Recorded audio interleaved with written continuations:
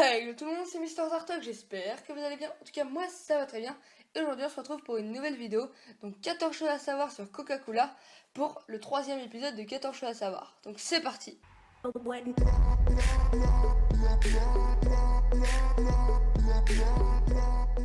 Numéro 1. Cela peut paraître étonnant, mais le Coca-Cola est né dans une pharmacie d'Atlanta en 1886. Son créateur, John Stich Pemberton, cherchait en fait à commercialiser de nouvelles boissons énergisantes et rafraîchissantes. Numéro 2. En 1886, il y avait 8 ml ou 9 ml de cocaïne dans un verre de Coca-Cola. Numéro 3. La recette de Coca-Cola est à Atlanta dans un coffre. Mais moi je vous parle pas d'un petit coffre à jouets, non je vous parle d'un putain de coffre. Pourtant, si la recette exacte reste cachée, les ingrédients sont connus. Huiles essentielles d'orange, de citron, de muscade, de coriandre, de fleurs d'oranger, ainsi que de cannelle, d'alcool, de jus de citron, de vanille, de caramel, de colorant, de sucre. Il faut ajouter à cela la note cola utilisée pour ses propriétés stimulantes, ainsi que la feuille de coca que l'on trouvait à l'origine mais qui fut retirée de la recette car elle contenait une petite quantité de cocaïne. Numéro 4. Alors là c'est vraiment un truc de fou, mais Coca-Cola vend 1,4 milliard de bouteilles par jour. Numéro 5. En 1888, un homme d'affaires, Asa Candler, rachète pour 2300 $ l'affaire et la formule de Coca-Cola à Pemberton. Mais c'est la canicule de 1891 qui va favoriser son développement.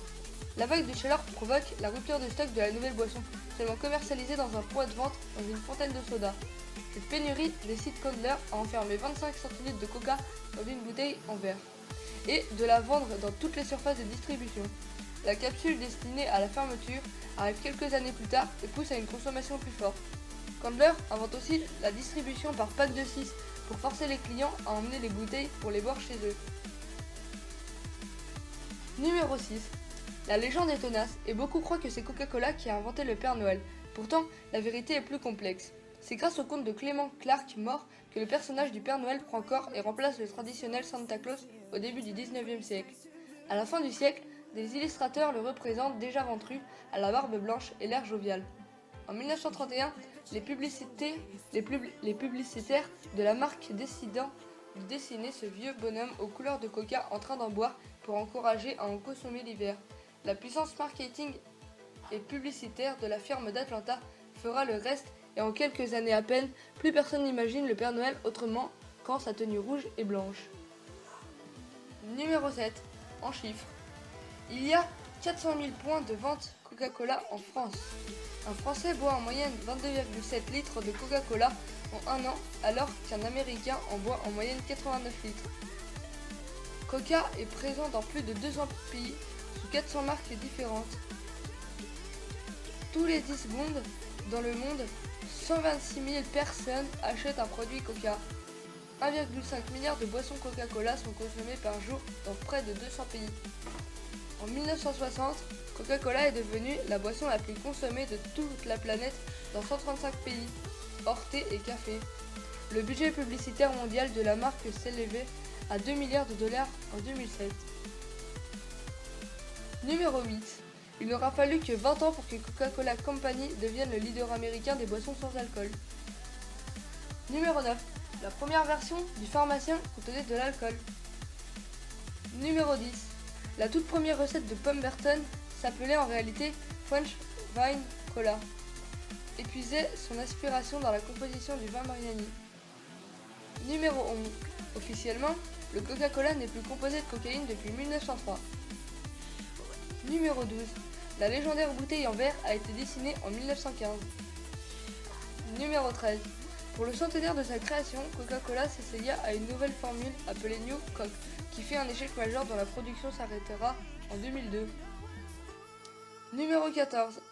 Avec du Coca-Cola, vous pouvez nettoyer des taches grasses sur des vêtements ou des tissus, enlever la rouille, nettoyer des taches de sang, enlever des taches d'huile sur le sol de votre garage, dégripper des boulons rouillés, attirer des limaces et de les éliminer, rendre votre gazon plus vert, prévenir les crises d'asthme, dégivrer un pare-brise, nettoyer des poêles et des casseroles brûlées, décarter des bouilloires, calmer les brûlures de méduses, nettoyer des pôles d'une batterie de voiture, soigner les nausées, soigner une diarrhée, une fontaine de Mentos et de Coca-Cola, Guérir le hoquet, nettoyer un pare-brise. De la même manière, nettoyer le moteur et les pare-chocs. Guérir les rhumes, faire une sauce barbecue sucrée. Donner un goût particulier à un ragoût, faire briller des pièces de monnaie. Faire des boucles dans vos cheveux. Donner un aspect plus ancien à des documents et à des photos. Nettoyer le carrelage de la cuisine. Cuire un steak. Faire du compost. Enlever du chewing-gum collé dans les cheveux. Hydrater votre peau. Attirer guêpes et abeilles pour qu'elles ne vous gênent pas lors d'un pique-nique. Nettoyer la porcelaine. Nettoyer l'eau de votre piscine. Éliminer les mauvaises odeurs du linge sale à laver. Enlever la coloration des cheveux. Rendre le sol collant pour qu'on ne glisse pas. Nettoyer les tapis. Nettoyer les toilettes.